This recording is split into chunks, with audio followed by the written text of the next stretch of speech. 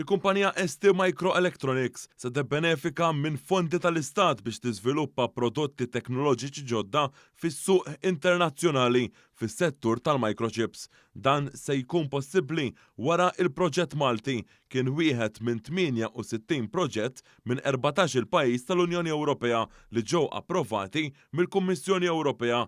Il-Malta Enterprise kellha rwol importanti flimkien mal-kumpanija ST bħala parti minn dan il-proġett ta' diversi gvernijiet u kumpaniji fl-Unjoni Ewropea sabiex jagħtu s-saħħa lill-industrija tal-microchips fl-Ewropa, settur kruċjali għall-ekonomija dinjija.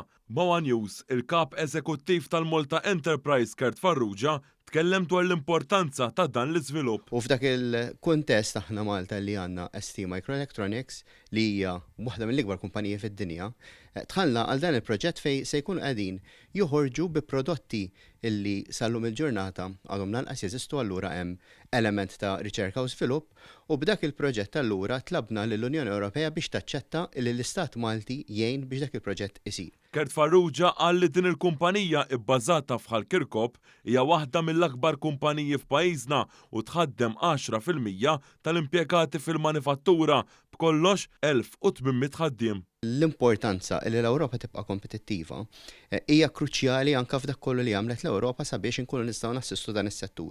U allura proprju f'Malta li jeżisti back-end operation tal-ST li hija pratikament waħda mill-ftit back-end operations għax l-oħrajn isiru fl-Asja, ġejna importanti ħafna sabiex anke strateġikament bħala Unjoni Ewropea nkunu nistgħu nipprovdu microchips li finalment imorru fil-prodotti kollha li nużaw tal-elettronika. Għalli dan il-proġett se jwassal biex din il-kumpanija se tpoġġi lil pajjiżna f'ħolqa ta' proġetti fl-Ewropa biex jikkompeti ma' ekonomiji kbar internazzjonalment. Il-kap eżekuttiv tal-Malta Enterprise spjega li l-pass li jmiss se jinvolvi l-Indis Malta li hija responsabbli mill-amministrazzjoni tal-parks industrijali fil-pajjiż u li se tgħin fl-implementazzjoni tal-proġett. Allura li jkun imiss minn issa l-qudiem illi flimkien ma' Indis Malta li hija parti importanti ħafna mill-industrija impoġġu bil-qiegħda u nimplementaw din il-proġett biex finalment ħajkun qed joħloq prodotti ġodda, prodotti li ħajkun qed jinħolqu ġew Malta, r-riċerka u l-iżvilupp tagħhom se jsir ġew Malta, u mbagħad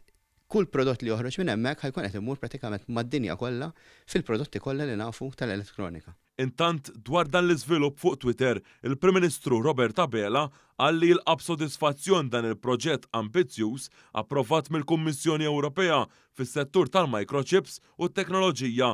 Il-Prim Ministru qal li s-sapport mill-Malta Enterprise għall-ST Microelectronics kien importanti u juri id-dedikazzjoni lejn il-qalba diġitali u ekoloġika li hija mħaddna wkoll mill-Unjoni Ewropea. Dr. Abela ferraħ ukoll lill-Indis Malta li qed taħdem lejn l-implementazzjoni ta' dan l-investiment.